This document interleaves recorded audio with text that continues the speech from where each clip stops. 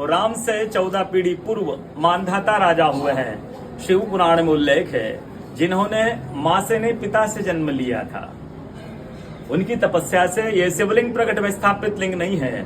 जिस प्रकार आरती करते हम प्रण अक्षर के मध्य, ओम अक्षर के मध्य, यह तीनों एका, जय शिव ओंकारा। एक शिवलिंग में ब्रह्मा विष्णु महेश निराकार धरती से प्रकट हुए हैं। इसलिए अखंड दीप है जो जल रहा प्राचीन समय से।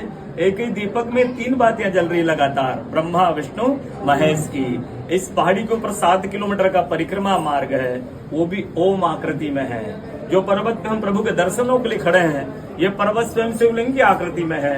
चारों तरफ नर्मदा मैया जलहरी बनकर बह रही है। पूरे 12 ज्योतिर्लिंगों में शयन आरती होती है, लेकिन बाबा का विश्राम ओंकारेश्वर ज्योतिर्लिंग में है, तो उनके शयन के लिए झूला पलना चौपड़ पासे बिछाए जा रहे हैं। बाबा यहाँ विश्राम करके 3 बजे रात उठकर महाकालेश्वर जाएंगे, वहाँ स्नान करेंगे। इसलिए वहाँ का भस्म आरती प्रसिद्ध है, यहाँ का शयन आरती प्रसिद्ध है। शिव पुराण में भी कथा आती है, महिला 16 सोमा व्रत करती है, उसमें भी कथा आती है। क्या कथा आती है?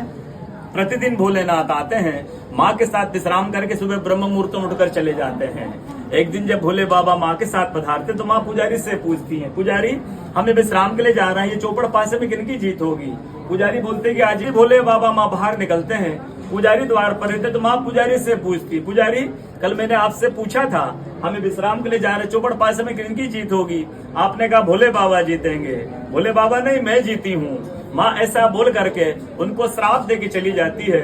उनके तुरंत पश्चात अप्सराएं शिवलिंग पे जल चढ़ाने आती, तो अप्सराएं पुजारी से पूछती, पुजारी अस्वस्थ क्यों हो गए, आप तो ठीक थे। फिर पुजारी बताते हैं, प्रतिदिन भोले बाबा माँ के साथ विश्राम करके चले जाते थे। कल भोले बाबा माँ के साथ पधारे, माँ ने मुझसे पूछ लिया, पुजारी हमें विश्राम के लिए जा रहे, चौपड़ पासे में किनकी जीत होगी? मैंने कहा भोले बाबा जीतेंगे। भोले बाबा ने माँ जीत गई, माँ मुझे श्राप दे के चली गई। अप्सराएं बोलते चिंता ना करो, हम अंदर जाकर शिवलिंग की पूजा करके आते, फिर इसका उपाय बताएंगे।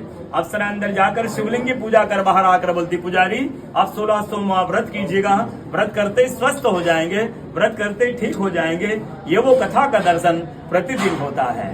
बोलो ओंकारेश्वर भगवान।